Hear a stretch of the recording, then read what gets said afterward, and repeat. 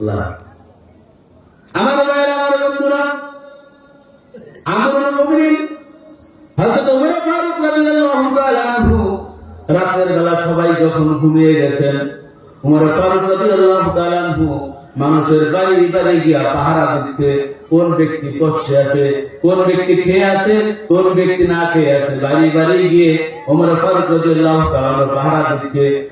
যাইতে যাইতে গিয়ে দেখে গভীর এক নিস্তব্ধ এলাকা, ওখানে একটা বাড়ির ভিতরে টিমটিম করে আলো জ্বলতেছে। ওমর ফারুক রাদিয়াল্লাহু তাআলা ওই বাড়িতে চলে গেলেন। বাড়িতে গিয়া শুনে দুইটা মহিলার কথার আওয়াজ পাওয়া যায়। দুইটা মহিলার কি কথার আওয়াজ পাওয়া যায়। মেয়েটা বলতেছে, মা খবরদার, দুধে তুমি পানি মিশিয়ে দিতে পারবে না। তুমি যদি দুধে পানি মিশাও এটা আমি মেনে নেব না। মহিলা, ওই মেয়েটার মা বলতেছে, মহিলা বলতেছে, মারে, আমি যে দুধের পানি মিলাই দুনিয়ার কোন ব্যক্তি দেখে না, আমিরুল মুমিনিনও দেখে না, দেখে সে বিচার করবো, সে তো দেখে না। মেয়ে বলতেছে, মা, হয়তো আমিরুল মুমিনিন দেখে না, দুনিয়ার কেউ দেখে না, কিন্তু তোমাকে আমাকে যিনি সৃষ্টি করেছেন সেই রব্বুল আলামিন সবকিছুই দেখতে পাচ্ছে। তোমাকে আমাকে যিনি সৃষ্টি করেছে সে তো দেখতে পাচ্ছে। তার কাছে তো আমাকে জবাব, আপনাকে তোমাকে আমাকে জবাব দিয়ে পার করতে হবে, সে তো দেখছে না। এই কথাগুলো কি আমিরুল মুমিনিন বাইরে থেকে শুনতেছে।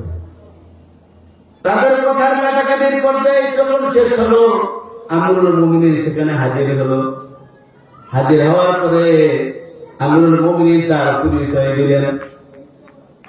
পরিচয় দেওয়ার পরে ওই মহিলাকে বলছে, আগামী দিন আপনার মেয়েটাকে নিয়ে আপনি ওমরের দরবারে চলে আসবেন। মহিলা তো এবার কি পুরা ভয় পেয়ে গেছে, খাইছে। ওমরের দরবারে যে আমাকে ডাকছে, আমাদের দুধে কি পানি মিশে, যদিও মিশাই তো দেখে নাই, কিন্তু মিশানো গেলে তো সে শুনছে। অর্থাৎ কি বিচার করে আল্লাহ জানে। ওমর ফারুক রাদিয়াল্লাহু তাআলা দরবারে পরের দিন চলে গেল। যাওয়ার পরে ওমর ফারুক রাদিয়াল্লাহু তাআলা মহিলাকে বলে, মা, বোন, মহিলাকে বলছে, বোন, আপনি আমাকে একটা জিনিস দিবেন কিনা বলেন। বলে, আপনি যদি চান দেওয়ার মতন হইলে দেব।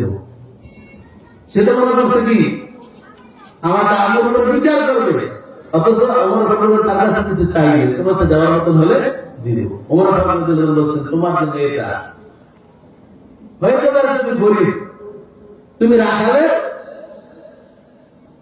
রাখাল মহিলা, তোমার সন্তান কি রাখালের মেয়ে, আমি খলিফা ওমর রাদিয়াল্লাহু তাআলা আমার সন্তানের জন্য তোমার মেয়েটাকে কি বিবাহ করাইতে চাই। কিসের কারণে? দ্বীনি শিক্ষা থাকার কারণে, তাকওয়া থাকার কারণে ওমর ফারুক রাদিয়াল্লাহু তাআলা কি রাখালের মেয়েকে তার ছেলের জন্য পুত্রবধূ করে দিলেন। এই জন্য দ্বীনি শিক্ষা এটা মানুষকে দুনিয়া না আখিরাতে দুর্জানায় কি করে, কল্যাণকামী করে। তো সম্মানিত ভাইরা, তো এই জন্য দ্বীনি শিক্ষা, মাদ্রাসা শিক্ষা আমাদের প্রয়োজন আছে না নাই? অথচ আমরা এটাকে প্রয়োজন মনে করি না। আমাদের বাংলাদেশের শতকরা 90% হচ্ছে মুসলমান। কত পার্সেন্ট? 90%। কেউ কেউ গবেষণা করে 92% মুসলমান।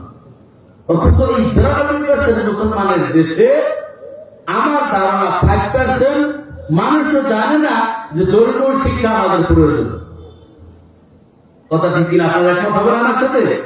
5% লোক জানে না মাদ্রাসা শিক্ষা, দ্বীনি শিক্ষা বাধ্যতামূলক, প্রয়োজন এটা জানে না। কিন্তু ওরা কি দুনিয়াবী শিক্ষার পেছনে হাজার হাজার টাকা ব্যয় করে, অথচ দ্বীনি শিক্ষার ব্যাপারে বলবেন কিনা? ঠিক কথা বলবেন কিনা? দ্বীনি শিক্ষার ব্যাপারে অথচ জাগতিক শিক্ষা, দুনিয়াবী শিক্ষার ব্যাপারে হাজার হাজার টাকা তারা ব্যয় করে। অথচ এই হাজার হাজার টাকা ব্যয় করার পরে ওই ছেলে শিক্ষিত হওয়ার পরে মা বাবার রাখি কোথায়?